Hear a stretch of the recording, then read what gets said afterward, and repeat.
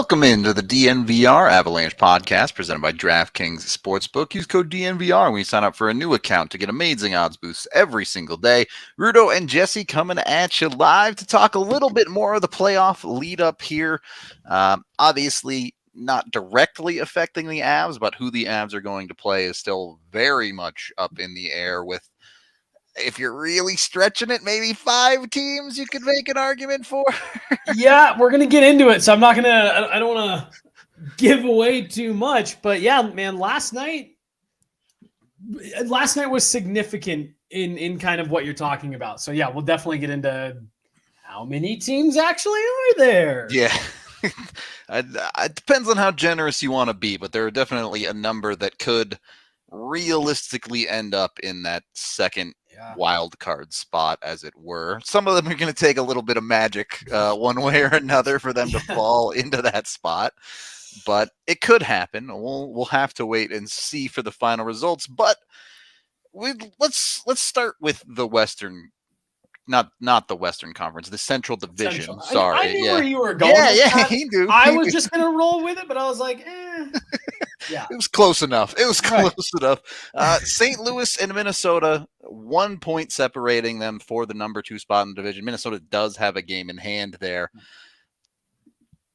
St. Louis has been unbelievably hot. I think they're 11-0-1 in their last 12. Yep. Minnesota has been very, very good, but have survived, honestly, this entire season off of a ridiculous number of overtime style points and wins. Yeah, I didn't realize that until I think you were the one that pointed it out on one of our pre or post game shows last week, and then I went and looked into it, and yeah, Minnesota's living right this year, man. Doing something right, that's for sure. Between that and their career years, it's right. Take it while you can get it, I guess, if you're Minnesota is the way to look at it. Suddenly Cam Talbot's elite, like just so suddenly smack dab in the middle of his career is like, oh, I'm super dope this year. Like, all right. And they really believe in it. That's why they went out and got Fleury, right? right. But consequently of the way Minnesota has gotten things done, they have none of the tiebreakers, basically. Mm-hmm. They would have to outright win if it did come down to that with St. Louis. And I guess my question is, do you believe in St. Louis with Ville Husso in net? Or is this is it Jordan Binnington again? Or is this a month stretch and then it's not for real in the playoffs? Yeah, I mean, look, and I think this is the hard part about both of these teams, right? And if you're a fan of Minnesota or St. Louis, you're excited because it's been an exciting season. And, things have gone really well. A lot of things have broken your way. But when we really drill down to it, Rudo, I think you, me, and Blaze were having this conversation last week on one of our shows where outside of the Avs, and let's even throw Calgary in there, right? Because let's give them some respect. They've had a good year. They are going to win the Pacific, so. Right? Yes. The rest of the West is just a bunch of teams that are flawed. Yep. In one way or the other. And for St. Louis, that big glaring error, it gets worse the further back on the ice you go. I think they've got a really nice forward core. They've got good depth. They've got some good young pieces that have injected some youth and some speed. Their D gets a little bit shaky. Yeah. Ever since the loss of Alex Pietrangelo a couple seasons ago, it just hasn't been the same, and it's kind of continued. And then you get in net, which is where you started this question.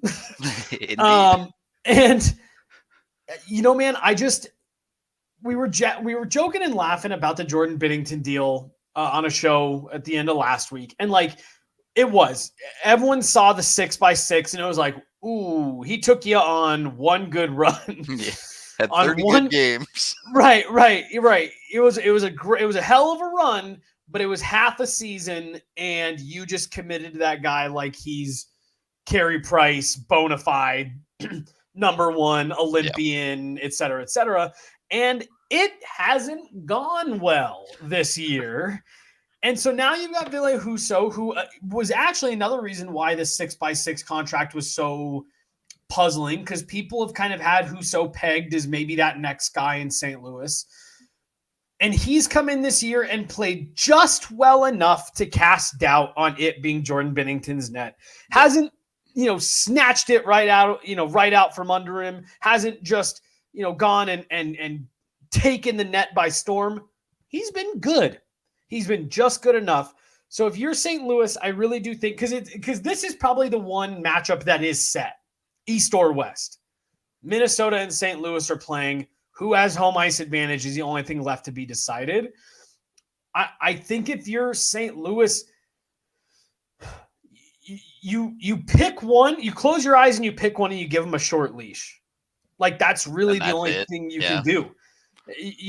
And I'm honestly even, I know I just suggested that's what you do, but like, I am someone that thinks that usually just ends up hurting, because now both goalies are afraid to make a mistake. I think if you're St. Louis, you have to trust that you can just beat Minnesota, who I know we'll get into here in a second. And they've got, in my opinion, a bunch of problems of their own.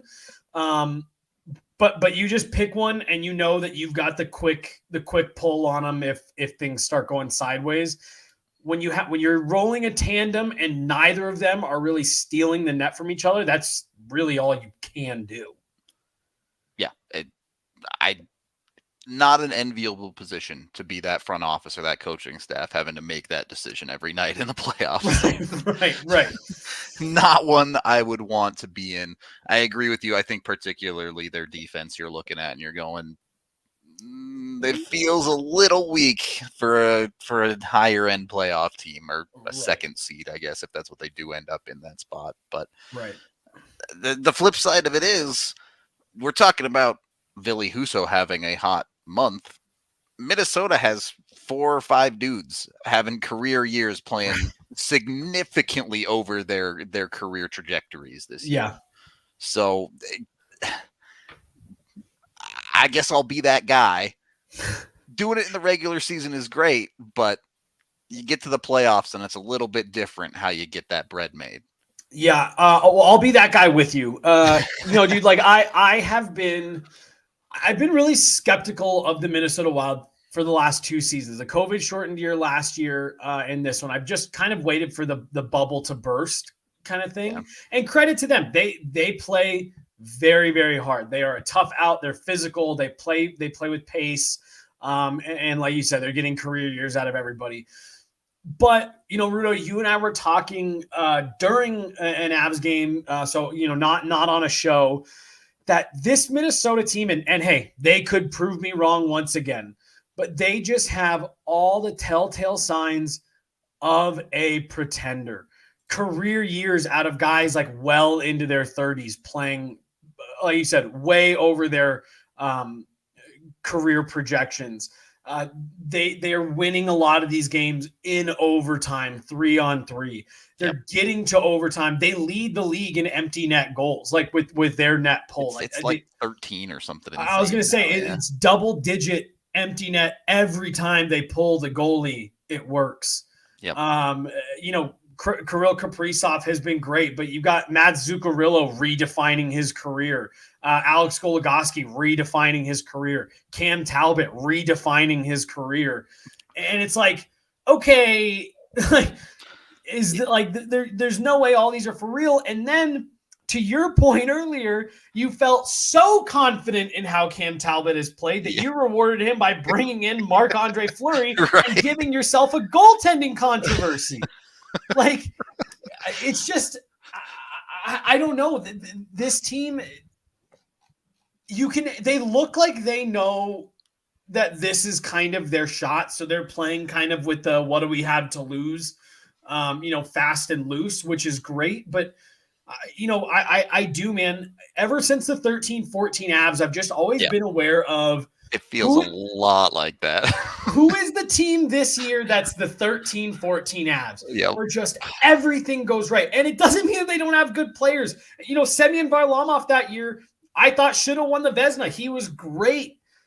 Yep. But like, just because players have great years, they play well. that stuff is hard to do. That's why the NHL plays 7 games. Yep. As we saw, that Avs team in 13-14 was almost impossible to contain offensively. Almost impossible to contain offensively throughout the regular season. They got into a 7-game series. They were a lot to handle games 1 and 2, but then this is just how series go.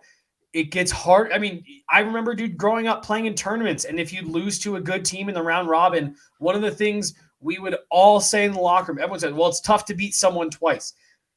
And again, that's why they play series. It is hard to catch lightning in a bottle 4 times out of 7.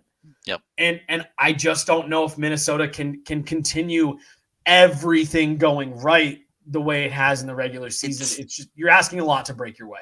Having that faith is a very dangerous game when you're one of those teams where your whole season you've been going through games and you're like, it's fine. We might fall behind, but we'll get the goal and we'll get back into it and it won't be a problem. And then you get to the playoffs and you got to scratch and claw for every one of those goals. They don't come so easy anymore. And it's right. What happens when the goals stop coming? Right. Well, and then it's also one of those things where, and I really do think this is kind of what happened to that 13-14 Avs team is, you know, you've all year, like you said, we're behind, we'll score. We lost last game, we'll win this one, whatever. Then suddenly, as much as people pound the drum of burn the tape, move on to the next one, can't dwell on that one, that pressure does start carrying forward. Yep. Once you fall behind a game, or once suddenly the series is tied. And to your point, Rudo, you maybe you got out to a series lead and then you went on the road and the empty net thing didn't work, or you get into overtime and you lose, and suddenly it's 2-2 and you've had 2 games where things that have gone right for you all year suddenly just went wrong. And that pressure starts to build up just a little bit. And with teams like this that are so far extended beyond, what conventional wisdom says they should be. I don't know. That's just kind of where you see the true colors. I hope I don't eat these words. I'm not a huge believer of Marc-Andre Fleury in the playoffs. Yeah. I think his playoff history is romanticized by everybody. 2 very good years and a bunch of like mediocre ones in between. Right, right. Dude, he has lost the starting job 3 times in the postseason. Yep. With 2 of them being the last 2 seasons. Like he had the amazing run Vegas's I almost said Vegas's rookie year. Vegas's first year. Where again, everything went right. It was awesome to watch. It was super fun. Yep. He was great. Absolutely. You go back to 2009. He was great in that 08 and 09 runs to get the Pens to the finals. He wasn't the starting goalie when the Penguins won their second cup. It was Matt Murray. Then he actually started the next playoffs as the starting goaltender because Matt Murray was hurt. Matt Murray came benched. Back. They gave Fleury a start, and he collapsed, and Matt Murray took them the rest of the way. He had the great run in Vegas, and Vegas said, Flower, we love that so much. We're going to go in and trade for Robin Leonard.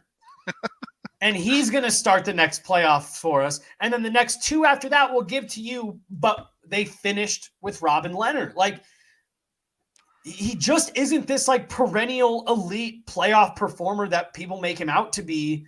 And he's starting over with a new team. It takes some time. And also, oh, by the way, kind of like what we were saying about St. Louis, now you've got both goalies kind of looking over their shoulder. Yep.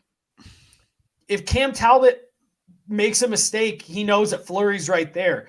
Cam Talbot's played well enough that Fleury knows if I make a mistake, Cam Talbot's right there. And just, you've got 2 teams. I think it's going to be a fun series between those 2, but 2 flawed teams slugging out to see who's less flawed. Yep. To have the honor of facing the Avs or one of these 5 teams we're about to talk about in round 2. Yeah, the prize of which nothing's settled till it's settled, but We are brought to you, of course, by Athletic Greens. They're an awesome product. Jesse loves them. I love them. You can get it every morning. It's just one scoop into a cup of water. You drink it. It gives you everything you need for the day, especially when you're doing stuff like I do, like going on a party bus and getting crazy, and then you need to wake up the next morning and be a functional human being. It's great for that. It also has a bunch of vitamins, minerals, all whole food source stuff, so it will take care of you with probiotics and things like that, too. They really want to make sure it's keeping you not only healthy, but is actually good for you. They're sponsored by multiple athletes across the world. So you know it works when athletes are using it as part of their regimen, because I don't know if you know this, but modern day athletes are like superhumans. Dude, Like, they're nuts. It's actually out of control, the stuff that they do. Dude, I always just point to Val. That dude gets done with a game and he is like putting up racks in the weight room. And it's like, holy shit, man. Step it down one or two, bud. You don't have to go that hard. Making us look bad out here. Save some for the rest of us. Yeah. So jump on it to make it easy. Athletic Greens is going to give you a free 1-year supply of immune-supporting vitamin D and 5 free travel packs when you order. You can go to athleticgreens.com/avalanche to let them know we sent you over there. That's athleticgreens.com/avalanche to jump on it, take ownership over your health, and pick up the ultimate daily nutrition insurance. And I just want to add to that because, yeah, I actually we have found a way that I really don't mind the taste. We add some of those like flavor packets to them, but for real, I enjoy it enough, like the benefits of it, that, like Rudo said, it's a scoop into a glass of water. And even if you don't really like the taste, because it's very natural, tasting and all that stuff, you just throw it back and it's literally like 2 big gulps and it's not gone. hard. And I genuinely do feel like it makes me feel a little bit better. Gives me a little bit more energy. We aren't coffee people. I haven't put vodka in it, but this isn't me officially condoning that, but I don't know why you couldn't. You say flavor packets, and in my head, I'm just imagining you mixing Athletic Greens and like Tang. No.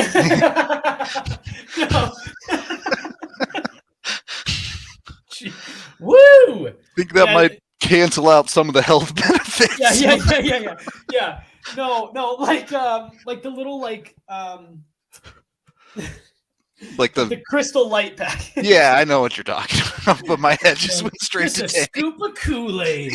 Yeah. Got all the probiotics for you. Also, 80 grams of sugar. Yeah. It's everything you need for a day. We're also brought to you by DraftKings Sportsbook. You can go over there, use code DNVR when you sign up for a new account.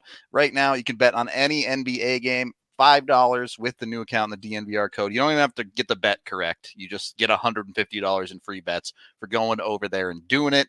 So go check that out, because it's essentially free money to have fun with, where you can go and take that $150 and bet on anything you want under the sun out there. So go find, every time I check, there's some new sport on there. Go find professional dodgeball to bet on or something. They have the USFL on there, which is yet another attempt at an off-season football pro league. But I saw that on there. Might throw some money around on the USFL. It. Throw down a bet on whether they legally cut that player or not. Dude, that was wild. Yeah, it's the only thing I know about that league is that story.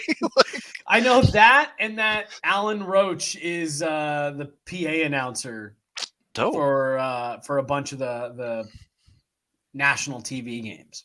That's awesome. All right. Well, go over to DraftKings. You must be 21 or older, Colorado only. Other terms, restrictions, and conditions apply. See DraftKings.com/sportsbook for details.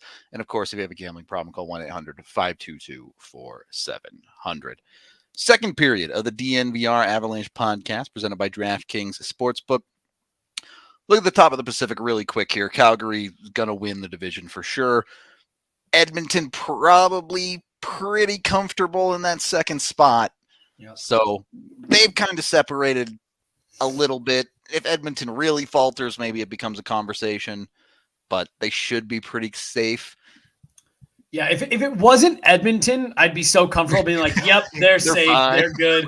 But yeah, they're only 4 points up on LA, and it's just close enough that it's like, well, if there's any team that's going to do it, Yeah, of course it would be Edmonton. Yeah. So we're assuming they're not going to go full Edmonton up there, though. Right? Yes, I agree. Which leads us to the wild card conversation. We've been talking about Los Angeles a good amount. We've been talking about Vegas a good amount. Dallas in that conversation too. We'd felt pretty comfortable about Nashville for a while, or at least you and I did. Yep. It's starting to become a conversation there. And if you want to be generous, as we should really just talk about Vegas and Vancouver together at this point. Yeah. Because both of them under 20% odds if you go check all the stat calculators out there. I'm not saying it's over, but it's starting to look pretty grim for Vegas. Yeah, so look, we had a show last week where they lost in overtime to Vancouver. Yep. And LA had won the night before. And on the show, we were like, well, that 1 point is maybe what's going to keep Vegas alive. LA got throttled by the Avs. Yep. And Vegas won. So suddenly it's a 1 point gap.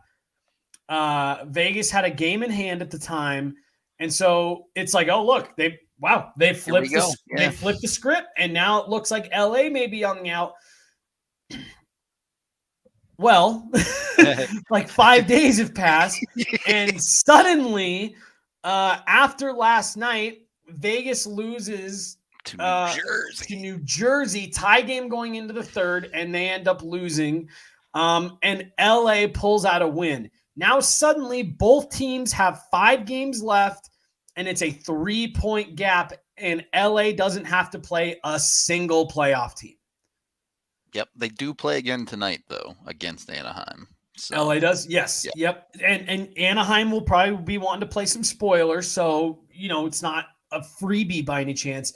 But, man, oh, man, really quickly, 2 back-to-back regulation losses for Vegas, and suddenly they are back in a really bad spot. And, oh, by the way, looking over their shoulder, Vancouver is now just a 1 point back of Vegas with a game in hand.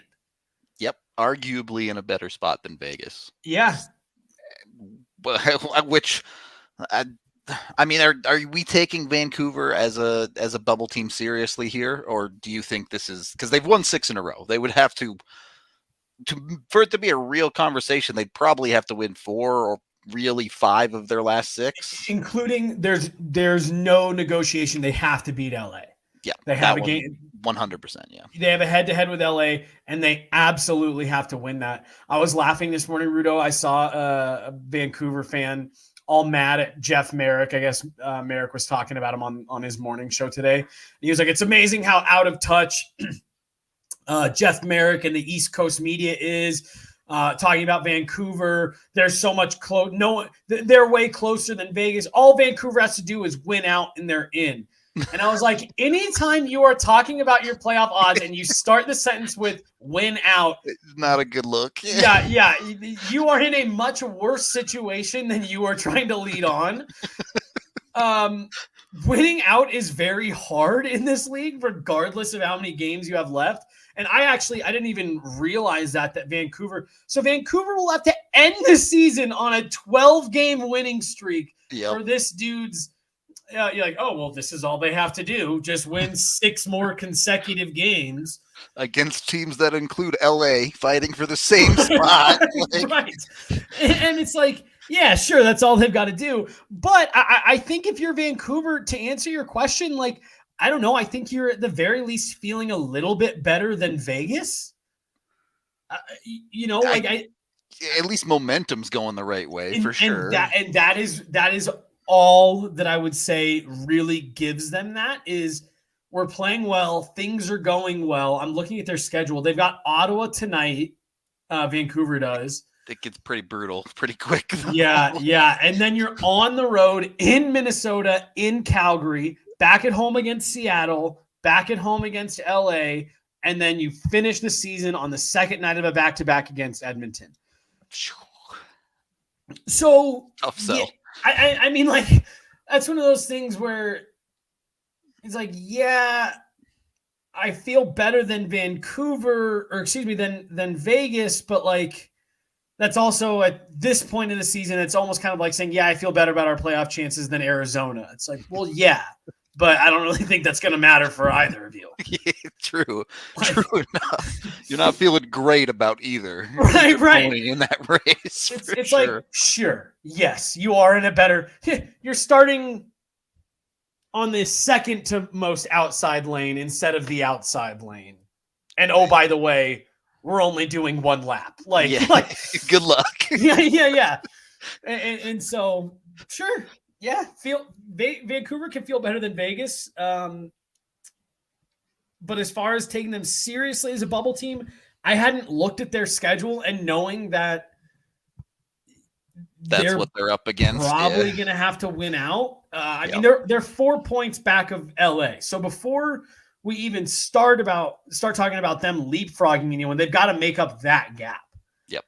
And so at this point, yeah, I guess I think they are kind of treating it as we're in it till we're not in it. For sure. And who knows, maybe that ends up getting them close, but they could end up being a team that I could see missing the playoffs with like 96 points. You know, maybe they lose. They're the team that just missed. Yeah. Yep.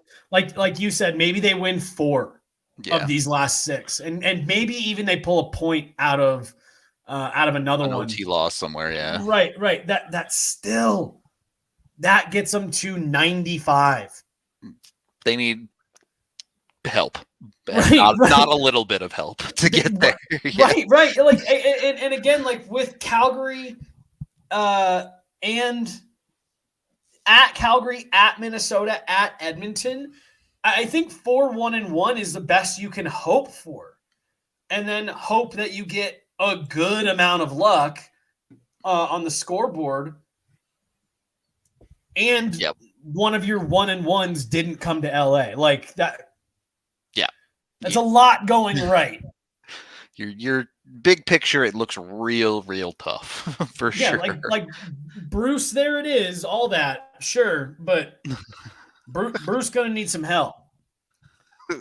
Gonna need a lot of help, I think. And their number one competition is they still do have to get in front of Vegas. Yeah. Vegas' schedule doesn't look nearly that tough as Vegas to play out. Washington, that's a tough team. Then they get San Jose, Dallas, that's an important game.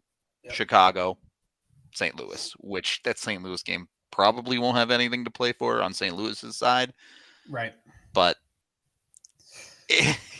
it's just so much work to do for both of those teams, and I do want to talk about that a little bit more in the third period. I'm gonna bookend it, and I'm sorry, I was trying to. You're good. So at home against Washington, at home against San Jose, and then Vegas finishes out with 3 on the road, including a back-to-back. Yep. So to be fair, I think the entire league is playing back-to-back. Yeah, I think you're right. I think you're right. So yeah, like you said, not quite as daunting as Vancouver.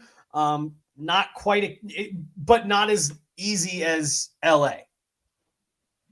Yeah, so I agree. LA has the easiest route in of those teams for sure. Yeah. It's gonna be interesting. You can go get yourself some Breckenridge Brewery and scoreboard watch along with us every single night down the stretch here. So when you get a Breck Brew when the Avs are playing, if they score 2 in the first period, you can get it for free. Make sure you keep your receipt. Go to breckbrew.com. When the Avs score 2, send a picture of your receipt over on their little thing that they have set up, and they will refund you for your first beer of the night. So be sure to jump on that. You can also get a bunch of amazing merch. Every time we wear the Breck Brew Avalanche hat on the show, we get half a dozen people like, yo, where can I get that hat? Breckbrew.com. Go get it. It's a dope hat. A lot of people have been buying them. So check out Breck Brew. We're also brought to you by Lightshade, 11 different locations in the Denver metro area.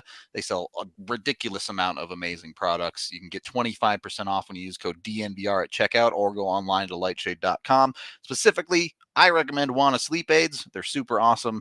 If you're like me and you toss and turn and it takes you forever to get to sleep, just take Wana 15 minutes before you go to bed. You'll start feeling your eyes get heavy. You'll go to bed and you'll be out quickly instead of sitting there with your thoughts for 90 minutes going, I just want to be asleep, please.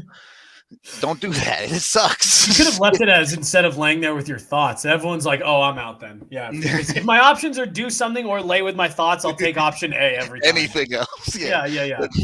Wana will prevent that. You'll just fall asleep. So go get Wana sleep aids from your local Light Shade. Be sure to use that DNVR code to get 25% off. Also a great time to get a DNVR Avalanche membership. You get a free t-shirt with an annual one. And of course, we have tons of coverage. We just actually talked today about all of the playoff leadoff coverage we're going to be bringing to you guys. So be sure to keep your eyes peeled for all of that stuff. As right now, we're still waiting for the seating to get sorted out, but hopefully over the next 4 or 5 days, that starts to become a little bit clearer.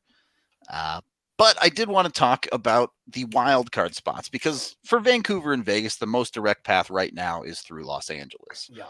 But you do have Dallas and Nashville both sitting at 91 points in wild card 1 and 2.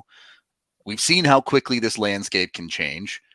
Dallas and Nashville drop a game or two, all of a sudden they could be the one in the sights of the teams trailing.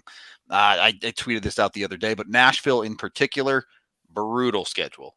They get Calgary at home, then Tampa on the road with a back-to-back where they come home and play Minnesota. Then they get Calgary, and then a back-to-back with the Avs, and they finish with Arizona. So that last game's pretty easy, but the rest of those are all not free. Yeah, no kidding. I hadn't looked at their schedule either. Look, man, Dallas is the team for me that if they miss the playoffs, they have no excuse other than to look in the mirror and say, you fucked up. Like, you personally. Dude, I mean, Dallas had either a second COVID pause or their COVID pause went longer than most. Yep. They had 5 games in hand on the entire conference for months. Yep. Months. And they made them all up in March, and they made use of 0 of them. Pretty much.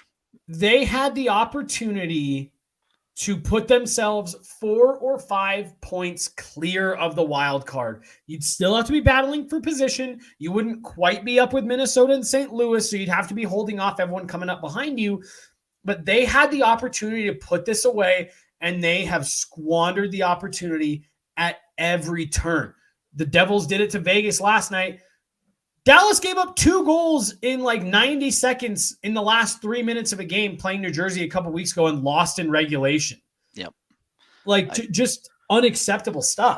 I mean, it goes back even. You were talking about March. Key losses in March for Dallas. They lost to LA. They lost to the Islanders. They lost to Vancouver. And then they had losses to actually decent teams as well. But LA and Vancouver specifically, who they, by the way, just got blown out by Vancouver the other night. Those are the ones that make you go, oh no. Right. And like it is just one of those things, and you try not to get too caught up in it, right? But like if you're a playoff team, you can't lose those games. Not because winning and losing those games is what separates a playoff team from not, but like you're trying to prove that you are one. You have to have that game for the points. It's losing those games is a luxury. One that a team as far ahead as the Avs have been have. Great way of putting it. When you're in the second wild card spot, you don't have the luxury of losing those hockey games. Right. So. Yes. Dude, that's the perfect way of putting it. Like Dallas played just well enough to keep their heads afloat and to keep them in the conversation. And then when it came time to say, okay, look, you've got some star players on this team. You know, Robertson, Sagan, Ben, Radulov, Pavelski, Klingberg, Heiskanen. Or is Heiskanen back playing? I don't know. I can check. Regardless. He should be back for the playoffs either way, if they make it, which they should. But and like Jake Ottinger's had a good year. You've got all these things, and you just can't. Yeah, Heiskanen is back, so. You just can't lose those games. Yeah, it's... or at least you can't come out of them empty-handed. That loss, like losses happen. Hockey's a crazy game, but like you have to get that game to overtime against New Jersey. You give up. Yeah. I just don't. We see it happen every year down the stretch. The Avs were benefactors of it a couple years ago, where teams just lost a couple of those important games, and it was the Avs that got the pounce. Yep. And that's what Vegas and Vancouver are sitting and hoping for right now, is that Dallas continues to trend that direction. Well, and like, at least for me, like I'm waiting for one of these teams to pounce. Like that they haven't taken advantage yet, for sure. Definitely fair. With 5-6 games to go, you usually start seeing, and I guess maybe it's Edmonton, right? You usually start to see someone separate a little bit and say, okay, well, that was a vulnerable team. They're out of it. But really all we've seen happen is Vancouver come up and kind of re-put themselves back in the conversation because everyone else has been so in synchronizationally bad. Yep. That it's opened the door, but I've been waiting for one of these teams to pounce. I thought it was AJ. I just read his name in the comments. I thought it was Dallas. Well, he is from Texas, so you were close enough. Yeah, that counts. Yeah, I thought it was going to be Dallas. So those games in hand that seemed easy. Like you don't even need to win all 5 of those games in hand. You win like 3 of them, and you're cruising. Yeah, and you are fine. And now suddenly you're back to having that luxury. When you make no use out of those 5 games in hand, you got no one to blame but yourself. Nashville and LA are the 2 teams that I'm looking at that have played over their heads this year and are just running out of steam. Can they keep the pedal down? That is the big question. Nashville is such a weird team. They've always been a weird team because of how much they run their forward offense through their defense, is what I should say. Yeah. But much like we talked about with Minnesota, Matt Duchene's having a career year. Philip Forsberg's having a career year. Ryan Johansson having a very good year. Tanner Jeannot as technically a rookie. No, he's not a rookie anymore, right? I guess he would. I guess he does qualify as a rookie. Having a breakout season. Can it keep going? They only need it to go for another 6 more games to get in. Right. Other side of that conversation, AJ has talked about if there's one goalie he doesn't want to play in the playoffs of the West, it might actually be UC Saros. Yeah. No, I mean, Saros is definitely it's what separates them from some of the other teams that you see that have, these types of seasons where everything seems to go well. Yeah. Suddenly Matt Duchene's knocking on the door of 40 goals for the first time in his career, now into his 30s. And when you've got a goaltender who has a track record of being a high-end goaltender, it eases things a bit, right? Like going back to Minnesota, what we've seen out of Cam Talbot this year is not who Cam Talbot has ever been. Yeah. Right. Has ever been. What we're seeing out of UC Saros this year is pretty much par for the course. This is the type of player he is. This is as good as he's been. So yeah, it makes you a little bit nervous, but like, here's my thing, man. And I talked about this. I went on Fox 21 Colorado Springs earlier this week, and he asked me, who of these kind of bottom teams, if you're the Avs, make you the most nervous? And I saw someone in the comments saying, that St. Louis makes him nervous. Look, man, I just don't know, as good as UC Saros is. And look, all of these teams have good players. They're all going to be playoff teams for a reason. I just don't know that, barring something really out of the ordinary, and we saw it a few years ago with Columbus and Tampa, so it happens. I just don't know if any of these teams can outlast the Avs in 7 games. That 7-game series, there is not a team in the West that makes me nervous. I just don't think they have the depth up front or on D to just go blow for blow for blow for blow for 7 games. Yep, I 100% agree. The Avs just come at you in waves, and that's what makes them hard to handle on a nightly basis, let alone having to do it again and again and again and again and again. Not saying they won't win games, not saying that these won't be good series. They could be great series. But, we saw a couple of years ago with Arizona and Darcy Kemper, a goaltender having a stellar performance standing on his head only can get you so far without the rest of the team picking up the pieces. I think a lot of the Avs Nashville series from a few years ago, where that Avs team played phenomenal.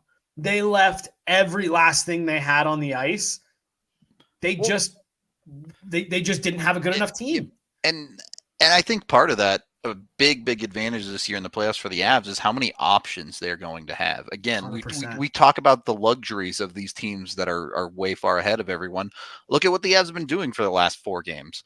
All of a sudden, they've mixed things up. They found chemistry with Lehkonen and Nuke. They found chemistry with Newhook and Knack because they're just throwing random dudes together and seeing what sticks because they can. And all of a sudden, when you have that information going into a series, all of a sudden, they kind of can do whatever they want. And then when the other team tries to make an adjustment, you throw a different look at them. And the other team says, well, our bag's not that deep. We're out of options at a certain point. Right. Well, so I think that's a phenomenal point, because let's just look at it, right? Let's say the Avs get into a first, second round series, whatever, and the 3-headed monster they're getting great matchups against. Suddenly the Avs really struggle to get that top line rolling. Cool. Let's shuffle things around a bit. Let's throw Berkey on that top line, go with a straight skill line, drop Landeskog down, play with Ballard Naz. Now you've got a real heavy line. Suddenly, Val Nichushkin's a 22-goal scorer. Gabriel Landeskog has been a 30-goal scorer. Nazem Kadri, 30-goal scorer. So it's like, okay, now there's 2 really difficult lines to handle. You could throw Lehkonen on Kadri's other wing, leave Landy up top, drop Burakovsky down with Newhook. Now you've got a 20-goal scorer and a 15-goal scorer on the third line. By JT Compher, 2 15-goal scorers and a 20-goal scorer. And suddenly your top line is still your top line. That second line's got Val, Lehkonen, and Kadri. What a pain in the ass line to have to play against. And oh, by the way, with all of these combinations, you have any combo of Taves and McCarr, Bowen Byram, Sam Girard coming off the back end. And if one of those guys aren't out there, it's Josh Manson out there just running fools into the wall. It's just, this year, I think is going to be so fascinating. And again, I cannot reiterate this enough. Anything can happen. Anything can happen. Yep, for sure. But it is just going to be so interesting, because I think matchups are going to be so fun to watch this year. Because there's going to be a lot of banger series for sure. Right. And with the Avs specifically, we've talked about other teams in the past, like, oh, did Bednar get out coached? Wow, that's a great coach. Yeah, it's a well-coached game, well-coached series. It's going to be really fascinating to see, some really great hockey coaches, how they try to handle the Colorado Avalanche throwing, to your point, just an unlimited amount of looks at them. Yep. Something's not working. Do something else. Right. The limit does not exist. You can do anything. And now they've got, honestly, even a couple power play looks that, someone asked Bednar if Nuke and Lehkonen were making him second guess putting Landy and Kadri back when they came back. And he was like, well, no, I wouldn't go that far, but okay. So now you have that top power play unit of what it's been all year. And now Nichushkin and Lehkonen on the second pair or on the second group? Seems pretty good. Not bad. Not bad. And so it's going to be interesting because the Avs will have more options than they've ever had in terms of matchups at home or on the road.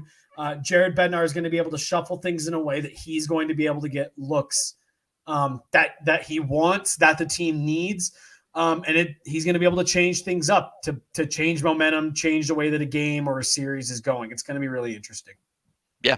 We can wrap things up with a little bit of news, since you did mention Kadri. He did take full practice the other day and is expected to play on the trip. Could be Wednesday. I don't think it's confirmed yet, though. Yeah. So I guess Yeah, I guess we'll just touch on this real quick, I guess. I wrote about it in the 5-on-5 that is up. So if you want a little bit more detail, pictures, videos, head over to thednvr.com and read that. But yes, Kadri is going on the trip. I am with you. I would be surprised if it was the first game, maybe give him one more. But full participant in practice, all that good stuff. So good things coming there. Ryan Murray is skating at full speed in a non-contact. So he's back to shooting, skating, passing, all that stuff. He's not quite doing the drills and everything. But he is skating at full speed. Landy made a return to the ice this week. Huge caveat on that. Huge caveat on that. He was on the ice in full gear, really, really low impact, pretty ginger turns, really not a ton of even like crossovers. But he's back out on the ice passing pucks. I've seen him take a couple shots that, looked like he kind of like leaned into. And basically we are at the point in his rehab of let's start pushing it a little bit and see how your body feels. So cool. Get out on the ice and push yourself around. A couple weeks ago, they had team pictures and he was out there on skates and stuff. And I thought about putting something out there, but like dropping the meme tweet. right. But it was like, he just like glided all the way back. Not a single stride. Yeah. So like it's an improvement for that, but I do think we're in that phase where it's like, cool, take a little bit at a time. I know he's back to doing like he's starting to ramp up off ice workout. So that's again another positive sign. It sounds like his timeline is still on track for right before playoffs or game one. So all things going well there. Josh Manson left last night, did return. And then the big one, just so that folks don't freak out, Devon Toews is not going on the trip. They're leaving him at home. Two things on this one, then we can get out of here, Rudo. One, I saw it earlier in the week. It was after a morning skate. Toews, Bednar, and Matt Sokolowski, who's the Avs head athletic trainer, they had an extended conversation standing at the bench after morning skate. I believe it was before. Who did they play right before this? Was it Jersey? Yeah. New Jersey was the low octane game, and then it was LA before that. Yeah. Yep. So it was before New Jersey. And right before they all stopped, I saw Bednar point to Toews, and then he pointed to Matt Sokolowski. And I took that body language as, if you feel anything uncomfortable, you tell him right away. Now, obviously, I didn't hear any of that. I didn't follow up on it, but that was just kind of what it looked like. They made Toews available for media. He played that night, and so I didn't really think anything of it. Yes, come to find out, he has an injury that has been, quote, nagging. So they're going to give him 4 games off. They gave him off last night. They're not taking him on the trip. He's staying home. I asked Jared Bednar, if this were playoffs, would he, and he cut me off before I could even finish the question and said, all 3 of Toews, Cogliano, who also sat out last night, and Eric Johnson sat out last night. All 3 have nagging injuries, but if this was playoffs and if they needed to play, all 3 of them could play. Good to go. Yeah. This is just, we are taking advantage of where we are at. And we can afford to give Devon Toews a should-be Norris finalist 4 games off, and we feel good about it. So when people who missed some of that yesterday from practice, morning skate, see tomorrow that Toews isn't on the trip, do not worry. That is all part of the plan, and he's fine. Yep. So everything seems to be trending in the right direction when it comes for injuries for the Avs, as expected down the stretch here. We can kind of wrap it up there. If you're looking to do some scoreboard watching tonight, the games that matter, if you're interested in the President's Trophy, Florida has taken on the Islanders. If you care about the West, Minnesota plays Montreal, St. Louis plays Boston. If you care about the actual playoff race, LA plays Anaheim and Vancouver plays Ottawa are the big two there. Nashville also plays Calgary. So I probably will be watching the Vancouver and LA ones tonight just because LA's a for sure for me. Yeah, absolutely. So we'll see how things shake out there. We're going to get out of here, though. Thank you, everyone, for watching, listening, however you consume the pod. We appreciate all of y'all. We'll be back tomorrow, pregame, postgame, the usual stuff. Also, I know we haven't done a watch along in a minute, but that's because we're going to be watching along every single game of the playoffs for the Avs. So be sure to gear up and get ready for a whole bunch of watch alongs once the Avs make it to the playoffs. We are out of here, and we will talk to you on the next one.